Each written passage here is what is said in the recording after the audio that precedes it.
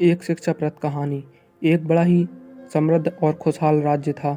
इस राज्य का राजा बड़े ही साफ दिल का, सेवाभावी और भगवान में अटूट विश्वास रखने वाला था। राजा को किसी चीज़ की कोई कमी नहीं थी। राज्य के सारे लोग राजा से बेहद प्यार करते थे और उसका हर कहा किसी हुक्म की तरह मानते थे। फिर भी राजा जैसे जैसे बूढ़ा होता जा रहा था, वो दुखी रहने लगा था। राजा के दुख का कारण था उसके पुत्र का न होना। हालांकि राजा की एक पुत्री थी जो बड़ी हो चुकी थी और उसके विवाह का विचार भी अब राजा करने लगा था। राजा अपने बुढ़ापे में संन्यास लेकर प्रभु भक्ति करना चाहता था, लेकिन उसके सामने सबसे बड़ी समस्या यही थी कि राज की बागडोर किसे सौंपी जाए। एक रात इसी चिंता में राजा काफ़ी देर तक भगवान का नाम जपते जपते सो गया। उस रात राजा को सपने में भगवान का साक्षात्कार हुआ और उसे उसकी सारी समस्याओं का समाधान मिला। सवेरे उठते ही राजा ने बड़े प्रसन्न मन से एक सभा बुलाई और ऐलान कर दिया कि उसके महल के दरवाजे पर जो भी पहला आदमी आएगा उसी से राजकुमारी की शादी की जाएगी और उसे ही राज्य का राजा घोषित किया जाएगा।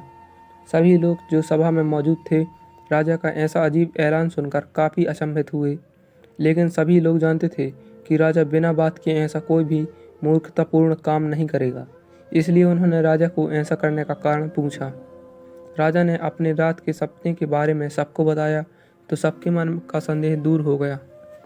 राजा के ऐलान कर तुरंत पालन किया गया और थोड़ी ही देर बाद सैनिक एक युवक को सभा में लेकर आए जो मेले पुराने कपड़े पहने हुआ था, मतलब गंदे कपड़े पहने हुआ था।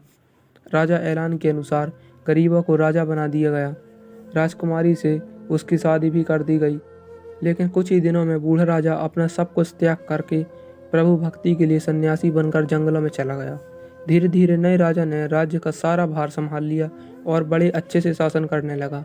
राजमहल में एक गुप्त कमरा था जिसके दरवाजे पर एक बड़ा सा ताला लगा रहता था और इस ताले की चाबी नया राजा हमेशा अपने पास संभाल कर रखता। हर हफ्ते एक दिन राजा उस कमरे का ताला खोलता और आधे एक घंटा उसमें बिताने के बाद फिर से उसे ताला लगा देता। उस चाबी को राजा कभी किसी को छूने भी नहीं देता था। अगर कोई उसे छूने की कोशिश करता तो राजा गुस्सा हो जाता। सेनापति, खजांची और सभी मंत्री बड़ी जिज्ञासा के साथ उस कमरे में क्या हो सकता है ये जानना चाहते थे।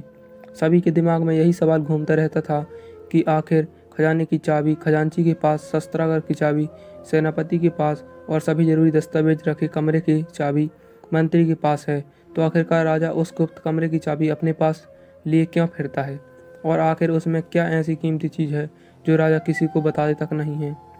इन सभी के लाख कोशिशों के बाद भी राजा ने कभी भी उन्हें उस कमरे में क्या है उसके लिए बारे में कभी नहीं बताया। इन सभी ने जाकर इस बात की खबर रानी के कानों तक पहुंचा दी। रानी को भी जिज्ञासा हुई कि ऐसी कौन सी रहस्यमयी बात है जिससे राजा अपने धर्म पत्नी को से भी छुपा रहा है। रानी ने राजा से उस रहस्य को जानने के लिए हठ पकड़ लिया। रानी ने खाना पीना सब त्याग दिया। आखिरकार स्त्री हट के आगे राजा को हार माननी पड़ी।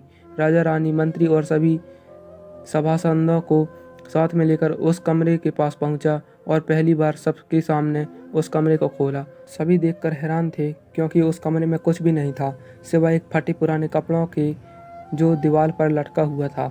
मंत्री ने फटे कपड़े को अपने साथ में लेते हुए राजा से कहा, महाराज, यह तो इस फटे कपड़े के सिवा कुछ भी नहीं है। तब राजा ने कहा, यही तो मेरा सब कुछ है। जब जब मुझे किसी वस्तु का घमंड होने लगता है या जब मैं अपने आप को दूसरों से उत्तम समझने लगता हूँ तब तब मैं इस कमरे में आकर अपने इन फटे पुराने कपड़ों को देखता हूँ और मुझे याद आ जाता है कि जब मैं इस राज्य में आया था तब मेरे पास इनके अलावा और कुछ भी नहीं था और मेरा सारा घमंड खत्म हो जाता है।